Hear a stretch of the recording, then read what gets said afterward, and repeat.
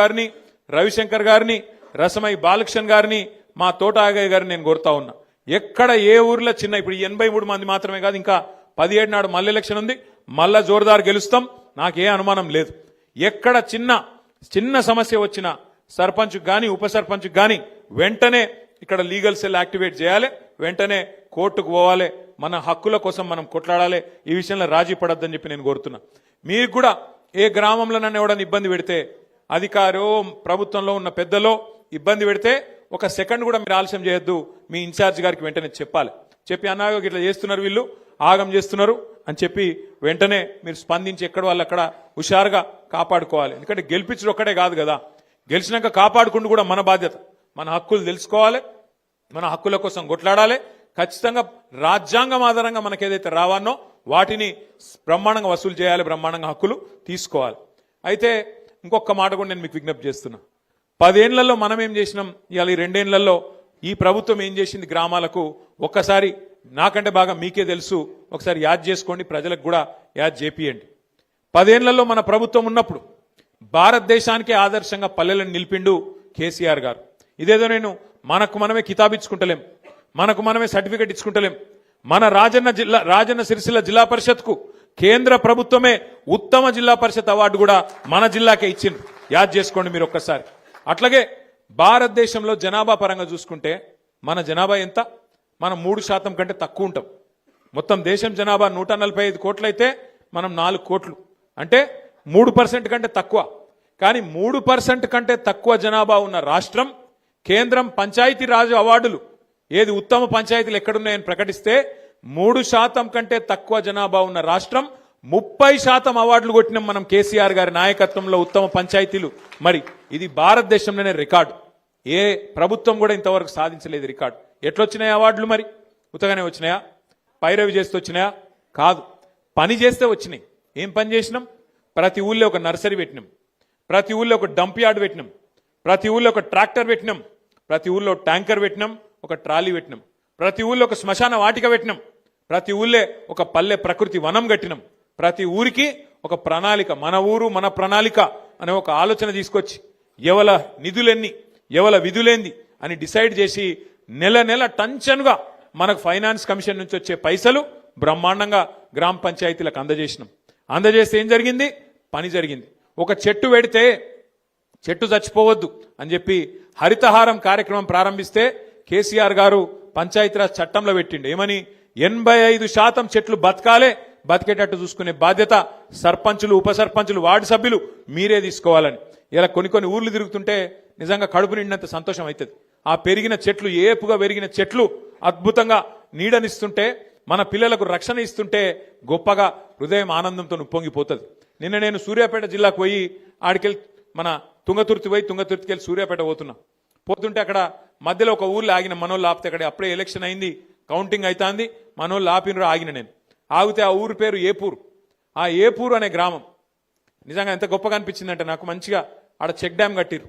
ఆ check dam పక్కన మొత్తం నీళ్ళు ఆగి ఉన్నాయి, మంచిగా బతుకమ్మ ఘాటు కట్టుకున్నారు, ఆడ మంచి ఇట్లా మెట్లు కట్టుకున్నారు. పెద్ద ఊరు, దగ్గర 3000 ఓట్లుంటాయి, పెద్ద ఊరు. ఆ ఊళ్ళే మొత్తం ఒక వైకుంఠ ధామం కట్టిరు, ఒక పెద్ద శివుని విగ్రహము, వైకుంఠ ధామం, మంచి కాంపౌండ్ వాళ్ళు, బ్రహ్మాండంగా ఉత్తమ గ్రామ పంచాయతీగా వాళ్లకు దేశంలోనే అవార్డు వచ్చింది. అట్లా ఆ తీరుగా పనిచేయాలి చేస్తే. ఎందుకంటే సర్పంచ్ చేయాలి, మీరు గెలిచిర్రు, సంతోషం, 5 ఏళ్లకు మీరే ఉంటారు, గ్రేటు. కానీ పని చేసి చూపెడితే, పని చేసి ప్రజలకు, ఎందుకంటే ప్రతి ఒక్కరు మీరు మాట ఇచ్చింటారు, ఫలానా పని ఫలానా పని ఫలానా పని నేను చేస్తా అని చెప్పింటారు. కాబట్టి మనం చేయాల్సిందల్లా ఏంటంటే పదవిలోకి వచ్చుడు ముఖ్యం కాదు, పదవిలోకి వచ్చినాక ఆ పదవికి వన్నె తెచ్చే విధంగా, ఆ పదవికి గౌరవం పెంచే విధంగా ప్రజల ముందు నడుచుకుంటేనే మనని యాది పెట్టుకుంటారు. ఇగో ఫలానా సర్పంచ్ గారు ఉన్న టైంలో ఇగో ఫలానా పని అయింది, ఇంత గొప్పగా పనిచేసి మా ఊరును బాగా చేసిండ్రు అనే విధంగా ఆలోచించడం జరుగుతుంది. ప్రజలు కూడా యాద్ చేసుకోవడం జరుగుతుంది. ఎందుకంటే పదవులు పోతాయి, ప్రాణాలు కూడా పోతాయి, కానీ మిగిలేది పేరు ఒక్కటి మాత్రమే. మిగిలేది మనిషికి జీవించినంత కాలం మంచిగా పనిచేస్తే మరణించిన తర్వాత కూడా మిగిలేది పేరు ఒక్కటే. కాబట్టి దయచేసి నేను మిమ్మల్ని కోరేది, ఏ గౌరవం అయితే ప్రజలు మీకు ఇచ్చిండ్రో, ఏ గౌరవం అయితే మన పార్టీ నాయకులు కార్యకర్తలు ఇవాళ కష్టపడి మీకు అందించిండ్రో, మీ గెలుపును అందించిండ్రో, మీరు ఆ గెలుపును ఆస్వాదించండి. కానీ మీకు వచ్చిన ఈ పదవిని ప్రజల కోసం, మన పనుల కోసం, గ్రామం పనుల కోసం, పూర్తి స్థాయిలో వినియోగించండి, అండగా మేముంటాం. మన ఎమ్మెల్సీలు ఉన్నారు, ఎమ్మెల్యేల సంబంధించి మరి కొంతమంది ఎంపీలు ఉన్నారు, 4 రాజ్యసభ ఎంపీలు, అక్కడనో ఇక్కడనో కొంత నిధులు కూడా అందించే ప్రయత్నం తప్పకుండా చేస్తాం, భయపడవలసిన అవసరం లేదు. అట్లాగే మీకు ఫైనాన్స్ కమిషన్ ద్వారా వచ్చే డబ్బులు రొటీన్గా రాజ్యాంగబద్ధంగా వచ్చేటి ఎట్లాగూ వస్తాయి. ఇయ్యకపోతే అసెంబ్లీలో, శాసన మండలిలో, పార్లమెంట్లో వాళ్ళను తప్పకుండా నిలదీసి ఆ డబ్బులు ఇప్పించే బాధ్యత కూడా మేము తీసుకుంటామనే మాట కూడా నేను మీకు విజ్ఞప్తి చేస్తున్నా. మీ మీద ఎవరు ఏమీ చేయలేరు, ఎవరు బెదిరించినా, ఎవరు ఎన్ని రకాల ప్రలోభాలు పెట్టినా వాటికి లొంగకుండా మీరు ఆల్రెడీ గెలిచి వచ్చినారు. చాలా చాలా సంతోషం. నేను మిమ్మల్ని కోరేది ఒకటే, అరే మన పని అయిపోయింది, మరిగా మనం పక్క కూర్చుంటామంటే నడవదు. ఇంకొక మన జిల్లాలోనే ఇంకొక 4-5 మండలాల ఎలక్షన్ ఉంది, అక్కడ కూడా మీరు దిగాలి. మీ చుట్టాలో, దోస్తులో, వాళ్ళలో వీళ్ళు ఉంటే మన పార్టీ నాయకులు గెలిచేటట్టు. ఎందుకంటే ఒక్కొక్కరు ఎలక్షన్లు ఎంత కష్టపడ్డారో మీకు తెలుసు, మీ ఎలక్షన్లు ఎంత తనలాడిరో మీకు తెలుసు. కాబట్టి అక్కడ మనోళ్ళు కూడా కొట్లాడుతున్నారు 17 తారీఖు రోజు, వాళ్ళు కూడా గెలిచేటట్టు మీరు కూడా మరి వేడి నీళ్ళకి సన్నీళ్ళు సాయం అన్నట్టు కొంత సాయం చేయండి. అవసరమైతే ఒక రోజు ఒక పూట అడిదికి పోయిరాన్రి, అక్కడ కూడా మీకు తెలిసిన వాళ్ళు, దోస్తులో, చుట్టాలో, క్లాస్మేట్సో ఎవరన్నా ఉంటే ఒక అడుగు పక్కకు పోయి అక్కడ కూడా చెప్పి రావాలి, మనోళ్ళు గెలిచేటట్టు చూసుకోవాలి. ఎందుకంటే పెద్దలు ఒకటే చెప్తారు, ఎక్కడ పోగొట్టుకున్న దాన్ని మళ్ళీ అక్కడనే దేవులాడుకోవాలి. మనకు అధికారం పోయిందని బాధ లేదు, అధికారం పోయిందన్న బాధ ఏం లేదు. సరే, వేములవాడలో మీకు తెలుసు, పాపం 4 సార్లు ఓడిపోయింది ఆయన అని చెప్పి ఆయన ఏడుచుకుంటా తిరిగితే ఏదో 4 ఓట్లు వేసిరు.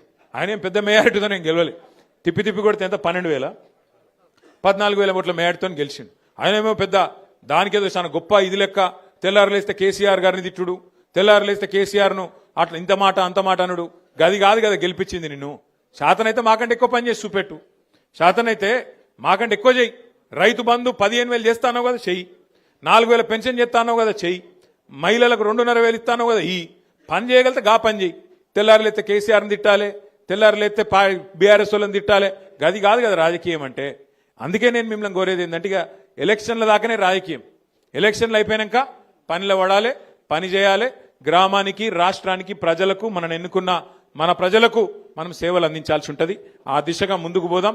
మీ అందరికి కూడా 84 మంది సర్పంచులు, అదేవిధంగా గౌరవ ఉప సర్పంచులు, వార్డు సభ్యులు ఎవరెవరైతే గెలిచి వచ్చిండ్రో, వాళ్ళని ఎవరెవరైతే గెలిపించిండ్రో వాళ్ళందరికీ శుభాకాంక్షలు తెలియజేస్తూ, నేను దయచేసి మిమ్మల్ని కోరేది, ఆగమాగం చేయకూరి ముందు సర్పంచులకు సన్మానం చేద్దాం. ఎందుకంటే వాళ్ళందరూ కష్టపడి గెలిచి వచ్చిండ్రు, 84 మంది ఇక్కడ ఉన్నారు.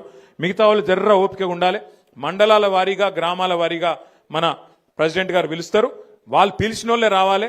డిసిప్లిన్గా దయచేసి సహకరించాలని కోరుతూ, మళ్ళొక్కసారి మీ అందరికీ గట్టిగా చప్పట్లతో అభినందనలు చెప్పాలని చెప్పి కోరుతూ, జై తెలంగాణ. వేదిక మీద కూర్చున్న వాళ్ళు చప్పట్లు కొడతలేరు, గట్టి కొట్టాలి. జై తెలంగాణ. కేసీఆర్ గారి నాయకత్వం, కేసీఆర్ గారి నాయకత్వం. Thank you. జై తెలంగాణ. ఉండండి. మొదటగా ఎవరు పిలిస్తే వాళ్ళే రావాలి. వేదిక ఎక్కకండి, వాళ్ళని దించండి ప్లీజ్.